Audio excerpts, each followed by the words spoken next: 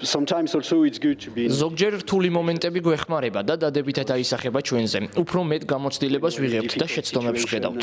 ამ ეტაპზე შენების პროცესში ვართ. უფრო მომავალზე უნდა ვიყოთ კონცენტრირებულები, რადგან კარგი მომავლის აშენება ყველაზე მნიშვნელოვანია.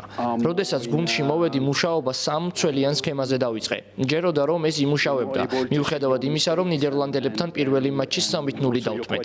სწორედ ესაა ფეხბურთის პრობლემა, რომ დროა საჭირო. მაგალითად, შემიძლია მოგიყვანოთ ლუის ენრიკე, რომელსაც PSG-ში შესანიშნავი შედეგები აქვს, მაგრამ პირველ სეზონში ხალხი გუნდიდან მის წასვლასაც ითხოვდა. გუნდის შენება დროს მოითხოვს. ტაქტიკას მნიშვნელობა არ აქვს, რადგან ეს არ არის პრობლემა. მე აგრესიის, კონცენტრაციის, დისციპლინის და სხვა ფაქტორების პრობლემას ვხედავ. უფრო მეტი უნდა ვიშრომოთ თუ გვინდა რომ წარმატებას კიდევ მივაღწიოთ. თურქეთთან ორივე დაპირისპირებაში სტანდარტულ სიტუაციებზე კატასტროფა ხდებოდა, თუმცა რეალურად არაფერი შეგვიცვლია. დაცვაში იმავე ტაქტიკით ვთამაშობ სტანდარტებზე, როგორც 4-5 წლის წინ და მაშინ თუ მუშაობდა და ახლა არ მუშაობს, ამიტომ ვამბობ, რომ პრობლემა დამოკიდებულებაშია.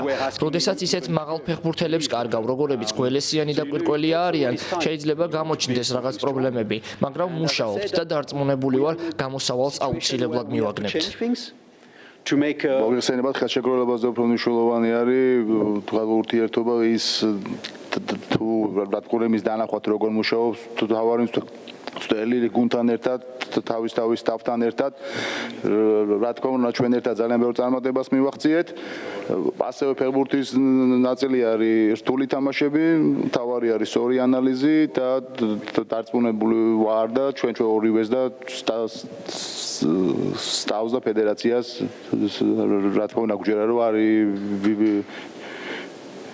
ვილი არის საუკეთესო მცველი ჩვენი ნაკრებისთვის და რა თქმა უნდა გადავლახავთ ამ რთულ პერიოდს და დარწმუნებული ვარ რომ ძალიან ძლიერი იქნება საქართველოს ნაკრები ვილისთან ერთად. რეალობა არის რომ ვილისანული არის საქართველოს ნაკრების თავმჯდომარე და მომავალშიც იქნება ვილისანი.